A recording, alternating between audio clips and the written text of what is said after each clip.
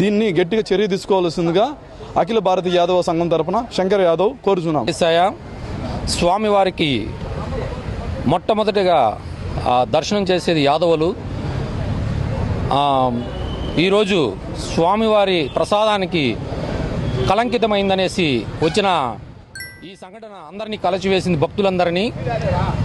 అందుకు రామచంద్ర యాదవ్ గారు పాదయాత్రగా వచ్చి ఇటువంటి అనర్థాలు ఇక ముందు కూడా పునరావృతం కాకుండా స్వామివారికి కైంకర్యాలు అన్ని ప్రసాదాలన్నీ స్వచ్ఛముగా స్వామివారికి దగ్గర అయ్యేటట్టుగా భక్తులందరికీ కూడా తమ మనసులు హద్దుకునే విధంగా, అది ఎంతో పవిత్రంగా ఉండే విధంగా ఈ మార్పులు తీసుకురావాలనేసి ఈ యాత్ర జరుగుతుంది.